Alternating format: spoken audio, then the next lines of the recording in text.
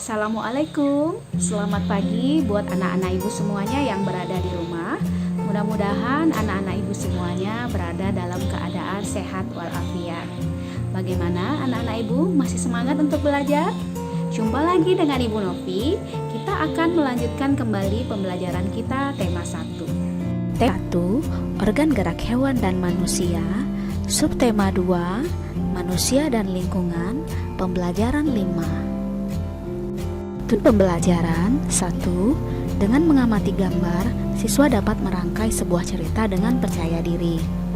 2. Dengan membaca, siswa dapat mengetahui macam-macam otot pada manusia. 3. Dengan berkreasi, siswa dapat membuat desain cover buku. 4. Dengan membaca, siswa dapat menentukan ide pokok dari masing-masing paragraf dengan tanggung jawab.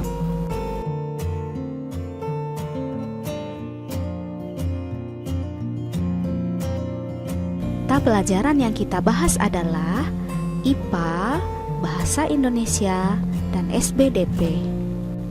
Ayo kita mulai pembelajaran 5. Wah, hebat sekali Pak Bejo itu. Sudah tua tetapi masih kuat mencangkul. Tulang dan otot-otot tangannya masih kuat mengayun cangkul yang berat. Kakinya pun masih kokoh berdiri dan berjalan di lumpur yang pekat. Puji Beni. Betul sekali Beni. Pak Bejo sudah terbiasa melakukan hal tersebut sejak remaja. Dia pun melakukannya sebatas dengan kekuatan dan kemampuannya. Dia tidak pernah memaksakan untuk melakukan kegiatan yang di luar batas kemampuannya. Jika kita paksa, bisa-bisa tangan atau kaki kita bisa cedera, jawab Pak Anto. Otot memiliki peran penting dalam setiap gerak manusia. Sama halnya dengan tulang. Otot merupakan organ gerak aktif manusia dan hewan. Coba kamu amati aktivitas sehari-harimu. Pada saat memegang sebuah benda, organ tubuhmu yang paling berperan adalah otot. Tahukah kamu apa itu otot? Otot adalah jaringan yang ada di dalam tubuh manusia, berupa alat gerak aktif yang menggerakkan tulang, sehingga menyebabkan suatu organisme atau individu dapat bergerak. Otot bekerja dengan cara berkontraksi dan berelaksasi. Fungsi otot pada manusia, yang pertama, menjalankan dan melaksanakan kerja, contohnya berjalan, mengangkat, dan memegang. 2. Menggerakkan jantung. 3. Mengalirkan darah yang terdiri atas zat-zat yaitu nutrisi, oksigen, dan lain-lain. Berdasarkan cirinya, otot manusia dibedakan menjadi 3 macam. Ketiga macam otot tersebut yaitu otot polos, otot lurik, dan otot jantung. Mari kita simak penjelasan ketiga otot manusia pada uraian berikut. 1. Otot polos. Otot polos adalah otot yang bekerja tanpa kesadaran kita yang dipengaruhi oleh sistem saraf tak sadar atau saraf otonom. Otot polos dibentuk oleh sel-sel yang berbentuk gelendong, di mana kedua ujungnya runcing dan mempunyai satu inti sel. Ciri-ciri otot polos. 1. Waktu kontraksi antara 3-180 detik. 2. Bentuk dari otot polos adalah gelendong. 3. Terletak pada organ dalam. 4. Memiliki satu inti sel yang berada di tengah. 5. Pergerakannya dari otot polos lambat dan mudah lelah. 6. Dipengaruhi oleh saraf otonom. 7. Otot polos biasanya berada pada bagian usus, saluran peredaran darah, dan otot di saluran kemih. 8. Tidak diperintah oleh otak atau tidak dipengaruhi oleh otak. 2. Otot lurik. Otot lurik adalah otot yang menempel pada rangka tubuh manusia yang digunakan dalam pergerakan. Otot lurik adalah otot yang bekerja di bawah kesadaran. Otot lurik juga dinamakan otot rangka. Mengapa? Karena menempel pada rangka. Dinamakan otot lurik karena adanya sisi gelap dan terang yang berselang-seling. Ciri-ciri otot lurik. 1. Bentuk silindris dengan garis gelap terang. 2. Melekat pada rangka. 3. Bekerja secara sadar dengan perintah otak. 4. Cepat dan mudah lelah. 5. Bentuk yang panjang dan memiliki banyak inti sel atau multisel. 6. Mempunyai pigmen mioglobin. 7. Inti sel yang berada di tepi. Yang ketiga, otot jantung. Otot jantung adalah otot yang bekerja secara terus-menerus tanpa istirahat atau berhenti. Otot jantung merupakan perpaduan antara otot lurik dan otot polos karena adanya persamaan yang ada pada otot jantung, misalnya memiliki sisi gelap terang dan inti sel yang berada di tengah. Otot jantung berfungsi dalam memompa darah ke seluruh tubuh. Otot jantung bekerja di bawah kesadaran manusia. Saraf yang mempengaruhi otot jantung adalah saraf simpatik dan parasimpatik. Ciri-ciri otot jantung. Otot jantung berbentuk silindris. Yang kedua, memiliki percabangan. Yang ketiga, otot jantung terletak pada jantung. 4. Memiliki satu inti sel yang berada di tengah. 5. Bekerja tanpa kesadaran manusia. 6. Bekerja terus-menerus dan tidak membutuhkan istirahat. Kamu sudah mengetahui macam-macam otot pada manusia. Kini saatnya kamu untuk menentukan mana otot polos, otot lurik, dan otot jantung pada gambar. Tunjukkan di mana letak otot tersebut, hubungkan dengan menggunakan garis. Dengan mengetahui macam dan fungsi otot dalam tubuh manusia, kita jadi tahu betapa pentingnya peran otot dalam kehidupan manusia. Coba kamu bayangkan seandainya kamu tidak memiliki otot, ataukah otot-ototmu mengalami gangguan dan tidak dapat bekerja sebagaimana mestinya?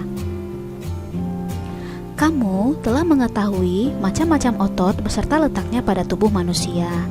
Sekarang, coba buatlah model sederhana rangka otot manusia dengan bahan kawat. Buatlah seperti contoh berikut. Siapkan terlebih dahulu alat dan bahannya.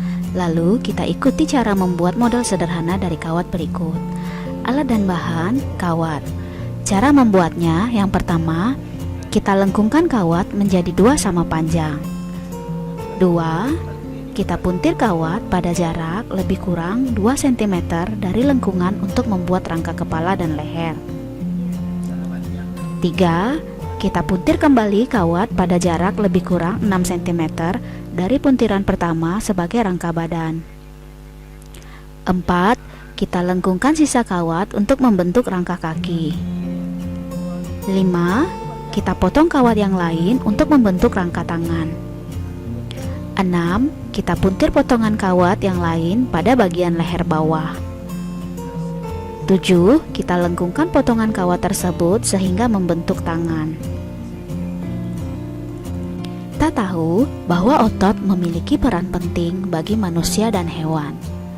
Sekarang kita akan menyimak teks tentang otot pada manusia. Kita cermati setiap kalimat yang menyusun paragraf. Kita tentukan ide pokok setiap paragraf pada teks. Ayo kita simak teks berikut dengan seksama. Otot manusia. Paragraf 1. Otot-otot dalam tubuh manusia memiliki beberapa fungsi, tetapi fungsi yang utama adalah untuk bergerak. Adapun fungsi-fungsi yang lain antara lain untuk mendukung tubuh, menjaga postur tubuh, dan menjaga suhu tubuh. Semua fungsi otot tersebut dapat dilakukan apabila otot dalam keadaan sehat, tanpa terjadi gangguan atau kelainan. Paragraf 2. Otot dalam tubuh manusia berperan dalam gerakan-gerakan yang disengaja. Gerak yang disengaja berarti dilakukan secara sadar dan membutuhkan usaha tersendiri pada tiap-tiap bagian otot. Contoh gerak yang disengaja antara lain berjalan, membungkuk, memutar, memegang, dan mengangkat. Paragraf 3. Selain itu, otot dalam tubuh manusia juga berperan dalam gerakan manusia yang tidak disengaja. Gerakan manusia yang tidak disengaja adalah gerakan yang terjadi secara otomatis. Contoh gerak yang tidak disengaja antara lain pernapasan, gerak pencernaan makanan melalui sistem pencernaan, dan detak jantung. Paragraf 4. Otot dalam tubuh juga berfungsi memberikan dukungan. Otot-otot dalam tubuh manusia, khususnya otot-otot pada rangka, bekerja untuk mendukung tubuh. Misalnya, ketika duduk dan berlari, otot-otot rangka ini akan melakukan penyesuaian gerakan dengan memperkuat sendi dengan menopang tulang sehingga berada pada posisi yang tepat. Selain itu, otot rangka juga memegang peranan penting dalam menentukan kekuatan tubuh secara keseluruhan dan kemampuan untuk melakukan aktivitas fisik. Dengan otot yang kuat, maka kesehatan tubuh kita juga akan terjaga dan kita pun akan bisa melakukan berbagai gerakan. Paragraf 5. Fungsi lain dari otot adalah untuk mempertahankan postur tubuh. Otot-otot rangka membantu manusia misalnya untuk berdiri dan mempertahankan sikap tegak. Dalam hal ini, otot-otot tersebut juga membantu menjaga keseimbangan tubuh. Paragraf 6. Otot juga berperan dalam menjaga suhu tubuh secara keseluruhan. Sistem otot dapat merespon jika tubuh mengalami penurunan dan peningkatan suhu tubuh. Contoh respon otot ketika terjadi penurunan suhu tubuh adalah menggigil. Menggigil adalah respon tidak sengaja di mana otot berkontraksi secara tepat untuk menghasilkan panas. Otot yang menggigil tersebut menuntut peningkatan darah yang mengandung oksigen untuk meningkatkan suhu tubuh. Berdasarkan bacaan tersebut, temukan ide pokok masing-masing paragraf. Kita sudah pernah belajar tentang sampul buku dan unsur-unsurnya. Selain memahami isi bacaan, kita perlu menentukan desain latar yang akan kita buat. Nah, kini tugasmu, buatlah gambar cover pada bacaan tersebut. Masih ingatkah kamu pengertian dan unsur-unsur yang harus ada dalam cover?